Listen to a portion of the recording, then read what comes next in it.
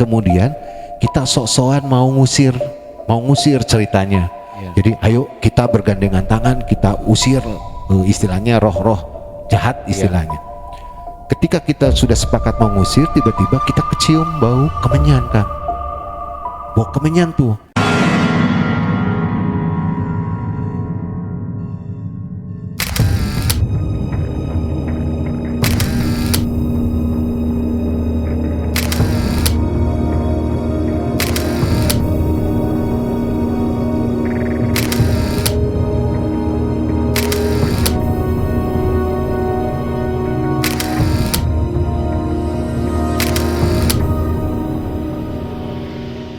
Baik, assalamualaikum warahmatullahi wabarakatuh. Waalaikumsalam warahmatullahi wabarakatuh. Sobat Malam Mencekam, jumpa lagi dengan saya di sini, Yudi, yang akan mengawal sebuah cerita horor dan mencekam tentunya. Terima kasih buat Anda yang sudah menonton dan mengklik video ini. Jangan lupa untuk terus dukung dengan memberikan like, komen, dan share ke teman-teman Anda. Dan dukung terus channel ini dengan menekan tombol subscribe dan menyalakan loncengnya, agar Sobat Malam Mencekam semua itu tidak ketinggalan dengan cerita-cerita yang akan kami sajikan, yang tentunya lebih horor dan mencekam. Di studio sudah kehadiran seorang narasumber yang sangat luar biasa. Namun sebelum beliau bercerita mengenai pengalaman pribadinya, hal-hal yang horor dan mencekam yang dialaminya, kita perkenalan dulu dengan beliau. Assalamualaikum Kang Denny. Waalaikumsalam, Kang. Waalaikumsalam. Nah, ini Kang Denny Jo. Ya, Kang Denny Jo ini punya beberapa pengalaman yang cukup menyeramkan menurut saya. Kalau menurut Anda, saya nggak tahu. Anda silakan untuk komen dan memberikan masukan untuk video ini. Kang Denny, hatur nuhun, terima kasih sudah hadir di studio. Sami-sami, Kang. Ya, Kang Denny, kegiatannya sekarang apa nih, Kang Denny? Sekarang kebetulan kan karena memang pandemi, tadinya Jo kan sebagai MC, Kang. Oh, Master MC of Ceremony gitu. Karena sudah lama dulu siaran tapi sudah lama tidak, kemudian hanya MC saja. Tapi sekarang karena pandemi jadi dirumahkan saja, di rumah saja. Iya. Ya. Nah, kalau boleh cerita sedikit Kang Denny Jo. Iya. Channel Galeri Denny Jo ini konsepnya itu, kontennya itu seperti apa nih Kang Denny? Lahirlah channel Galeri Denny Jo yang isinya adalah menceritakan perjalanan hidup dan karir Denny Jo gitu. Oh, gitu. Awalnya sih seperti itu. Tapi sekarang sudah mulai bertambah ke konten-konten lain lah ya.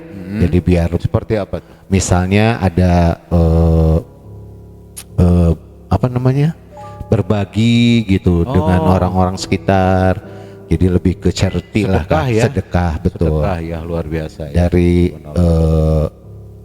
perjalanan karir, kemudian perjalanan hidup, kemudian kita juga ada konten sedekah tadi atau charity.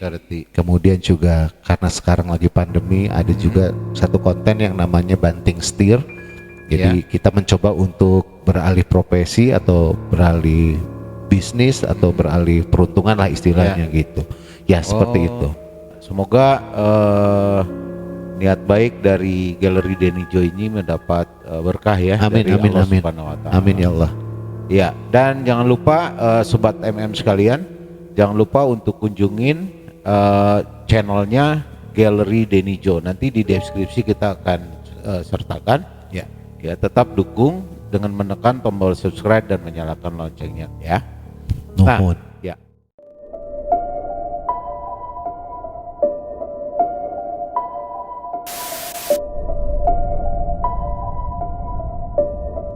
Pengalaman apa nih yang Kang Denny pernah alami yang betul-betul horor? Karena saya dengar katanya Kang Denny itu pernah mengalami hal-hal yang kalau buat saya itu menakutkan. Iya. Itu waktu gimana nih Kang Denny, bisa bercerita dari awal mungkin? Jadi sebenarnya banyak sekali pengalaman-pengalaman boleh dibilang mistis ya, Kang. Iya. Dari mulai zaman dulu Jo siaran, kemudian zaman Jo sering MC keluar.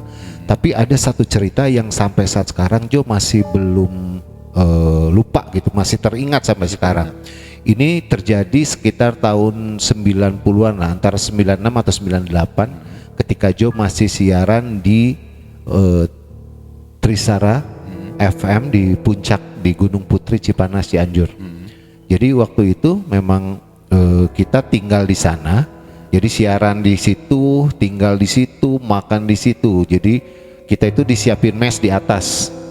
Ini boleh langsung cerita nih? Langsung. Nah, Silakan. jadi Sobat MM dulu itu Joe pernah siaran di salah satu radio satu grup dengan Antasalam, namanya Trisara FM di Puncak Cipanas Cianjur. Kebetulan waktu itu yang kita pindah ke sana itu hanya penyiar cowoknya 6 orang, penyiar cowoknya 4 orang, penyiar ceweknya 2 orang.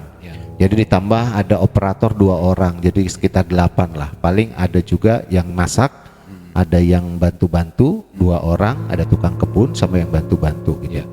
Jadi sekitar totalnya sih orang di sana itu sekitar hampir 11 apa 12 orang lah gitu. Nah ini tuh kisahnya tuh nggak akan lupa Kang, sampai sekarang nih Joe masih terngiang karena dulu ketika kita di sana itu jadi ada satu momen di mana sore-sore ketika kita lagi santai-santai, jadi ada seorang penjaga kebun lah, boleh dibilang OB itu, menemukan satu ekor ular berkepala 2, Kang. Ular berkepala 2 di kebun gitu, karena dia lagi beres-beres kebun. Dia bunuh, si ular itu dibunuh sama OB itu, namanya masih ingat saya juga, Kang Ade. Sama Kang Ade itu dibunuh si ular itu, mati lah tuh ular. Udah mati, dia main-mainin, dia nakut-nakutin temen-temen Joe yang cewek, ya penyiar-penyiar cewek. Pada ketakutan dong, namanya ular gitu ya. Betul. Apalagi ini berkepala 2, aneh kan. Ditakut-takutin, udah pada menjerit-jerit gitu. Si Mang Adenya mah cengengesan aja gitu ya, namanya juga.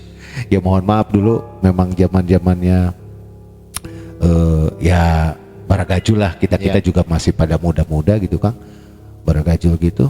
Udah setelah kejadian itu nggak berapa lama kan, itu sore kejadiannya Kang.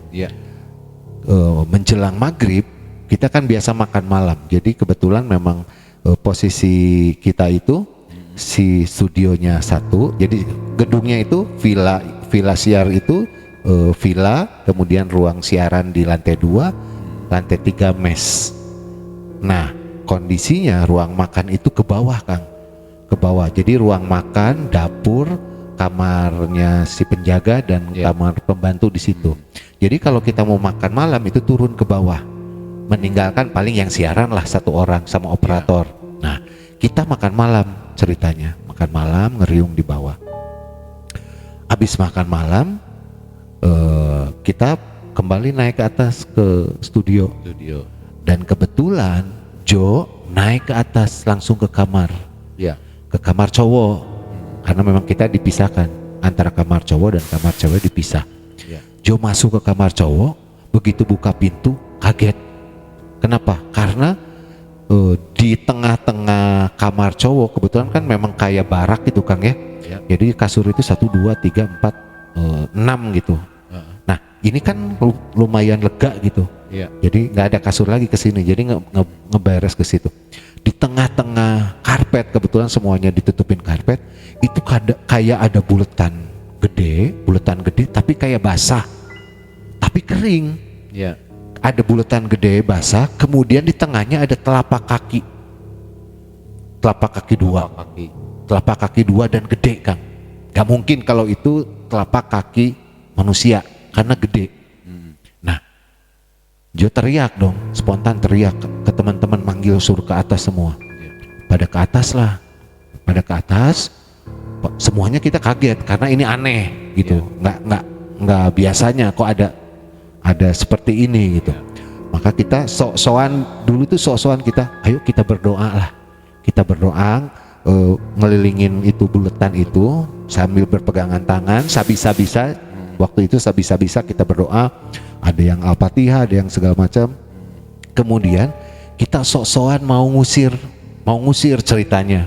Jadi ayo kita bergandengan tangan, kita usir istilahnya roh-roh jahat istilahnya. Ketika kita sudah sepakat mau ngusir, tiba-tiba kita kecium bau kemenyan, Kang. Bau kemenyan tuh, bau kemenyan.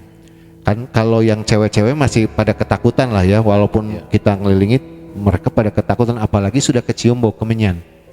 Nah, kita akhirnya ngikutin bau kemenyan itu. Jadi Nijo di depan, kemudian teman-teman pada kayak ngebaris gitu, Kang, ke belakang ngebaris. Kita ngikutin bau kemenyan itu. Jadi dari kamar cowok, si kemenyan itu maju, kita ikutin terus. Keluar kamar, kirain kita mau masuk ke kamar cewek, ternyata tidak, Kang. Si kemenyan, bau kemenyan itu turun kan ada tangga, mau ke lantai 3 itu ada tangga, turun, kita ikutin terus. Sampai akhirnya si bau kemenyan itu masuk ke ruangan diskotik atau gudang lah, kalau zaman dulu itu ada gudang kaset, Kang. Masuk ke situ. Nah dari situ kita sudah balik lagi ke atas, kemudian kita berdoa. Kita berdoa, dilanjutin sampai akhirnya ada si perempuan-perempuan itu bergabung akhirnya pada tidur di kamar cowok karena ketakutan, Kang. Nah selepas itu kejadiannya berturut-turut, Kang. Jadi ada yang digangguin gitu, Kang. Misalnya nih teman saya dulu ada namanya Yan Renaldi. Dia lagi siaran sendiri di ruang siaran, baru juga opening, baru aja ngomong, tiba-tiba di sampingnya dia tuh kayak ada yang niup gitu, digituin, ditiup ininya, Kang, telinganya ditiup, digituin. Akhirnya Sian ini karena ketakutan dia lari, Kang, ke atas sambil teriak-teriak Allahu Akbar gitu. Ini ruang siaran ditinggalin naik ke atas sampai dianya yang gelagapan gitu, ketakutan gitu ya, ketakutan. Ya kitanya jadi juga panik gitu kalau sudah ada gitu. Jadi kejadian demi kejadian itu berturut-turut, Kang. Setelah Yan begitu, pernah sekali waktu ada juga Yan ini lagi-lagi ke Yan ini, yang nimpanya ke Yan ini. Lagi siaran, kemudian dia butuh headphone, minta tolong sama temen cewek namanya Dea. Dia bisa tolong ambilin headphone saya nggak di kamar? Kebetulan kamar kita itu full kaca, Kang, full semuanya kaca, jadi gordeng aja, gordeng. Nah si headphone itu disimpannya, ini tempat tidur Rian, kemudian deketnya ke jendela, ya ke kaca itu, disimpanlah di kayak galar gitu, Kang. Di situ, tapi si gordengnya kan tertutup. Ya, memang sudah malam, Kang. Ketika dia ngambil ke atas, mau ngambil headphone, buka gordeng, itu ada kepala, hanya kepalanya saja, kemudiannya lidahnya menjulur. Dia ini saking ketakutannya lari dari atas ke bawah ke ruang dulu itu ruang tunggu lah, ruang deket ruang siaran itu ada ruang tunggu, sambil gemeteran ketakutan, Kang. Jadi kejadiannya tuh berturut-turut sampai akhirnya pernah juga jadi itu kisaran berapa hari gitu ya, Kang, setelah kejadian dibunuhnya itu ular, ada teman penyiar juga namanya Inde dulu sampai kesurupan, Kang, sampai kesurupan kayak kemasukan gitu. Itu memang dulu idenya Jo juga jahil sih, Kang. Jadi Jo waktu itu coba pakai apa namanya kalau buat sholat perempuan itu mukena. Jadi pakai mukena, kemudian Jo telungkup di kamar cewek. Jadi begitu si Inde mau masuk kamar cewek, takut lihat itu, dia ketakutan sampai akhirnya dia kemasukan. Nah sampai kemasukan akhirnya kejang-kejang, Kang, semuanya kejang-kejang. Nah Jo yang ngelakuin itu jadi takut juga, kan. Panggil semua, akhirnya ya kita bacain, kemudian kita kasih minyak angin dan lain sebagainya, sampai akhirnya dia sadar, kemudian dia lemes gitu. Nah akhirnya ya Jo juga minta maaf, tapi akhirnya ya dari kejadian itu kita lapor sama manajer lah istilahnya. Dulu ada namanya Kang Abbas manajernya. Nah Kang Abbas ini laporlah sama yang punya radio. Kebetulan yang punya sudah almarhum sekarang, yang punyanya di Bandung. Nelfon lah ke yang punya. Ini kejadiannya beruntut berkat beruntun kejadiannya banyak sekali hal-hal yang aneh gitu Kang, dari yang biasa-biasa saja sampai yang menakutkan, yang itu tadi ada kepala lah, ada kemudian ada tanda-tanda itu, lapor, kemudian kata yang punya, ini kayaknya kalian katanya apa ya kalau bahasa Sundanya naonnya Kang, sompral atau cawokah katanya, atau bercanda yang berlebihan gitu.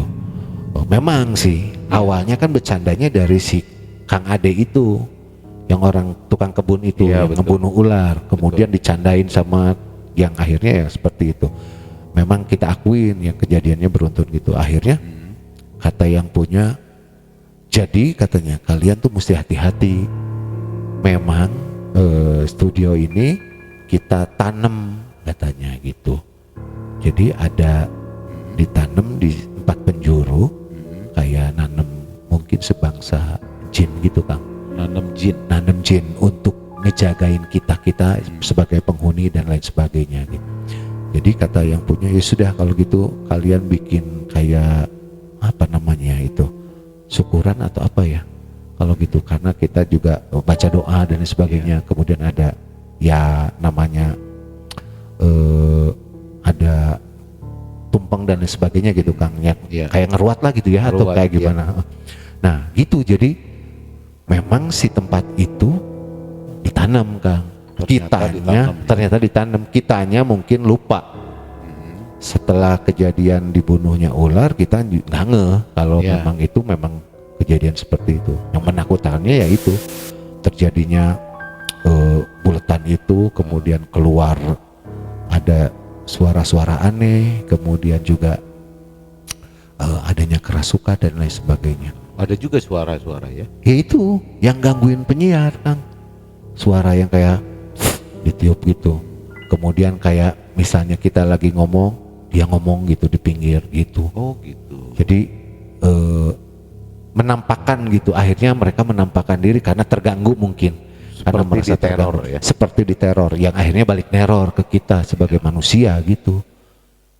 Itu benar-benar masih terbayang sampai sekarang gitu. Jadi kejadian-kejadian yang lumayan serem lah kalau menurut kita, karena pada waktu itu kita hanya ber-12 di sana, dan itu pun ya kadang-kadang penyiarnya ada semua atau kadang ada yang libur gitu. Jadi suasananya cukup menegangkan dan mencekam gitu Kang. Gitu Kang kejadiannya. Ya. Saya dengarnya juga merinding. Saya yakin Sobat MM juga cukup merinding mendengar cerita ini, karena ini sebuah pengalaman kisah nyata kan. Ya betul. Ini yang Jo lihat dengan mata kepala sendiri, kemudian Jo dengar, Jo rasain sendiri gitu. Betul. Kayak bau kemenyan Jo kecium gitu. Jadi kita semuanya mencium bau kemenyan. Bahkan kalau kata orang Sunda mah, kita abring-abringan ngikutin bau kemenyan itu, kita abring-abringan. Jadi kita ngumpul, kita abring-abringan, ayo kita ikutin gitu. Betul. Sampai istilahnya kemana nih si bau kemenyan ini gitu. Sobat MM sekalian, ini satu kisah nyata yang banyak memberikan pembelajaran kepada kita tentunya. Nah, tentunya ada hal-hal yang harus kita perhatikan ketika kita berada di satu tempat yang mungkin sama sekali kita belum mengenal tempat tersebut, dan ada hal-hal yang mungkin harus kita perhatikan. Betul. Mungkin Kang Denijo bisa mungkin memberikan sedikit pesan kepada kita semua, termasuk Sobat MM, kalau kita memasuki areal yang kita tidak kenal sebelumnya atau seperti apa. Ya, silakan.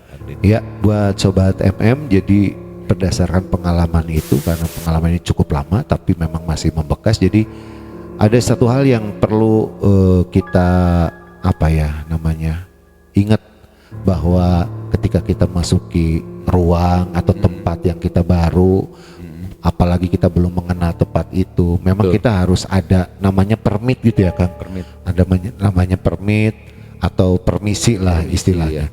Dan satu lagi, jangan pernah kita, kalau kata orang Sunda mah sompral, cawokah, apalagi namanya sombong gitu.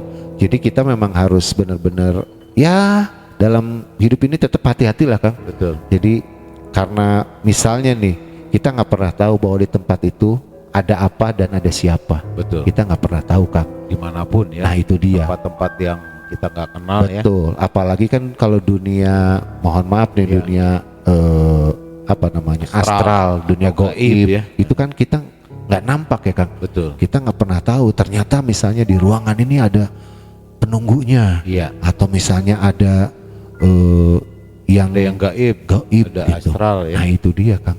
Jadi ya Josie cuman pengen berbagi saja bahwa Iya.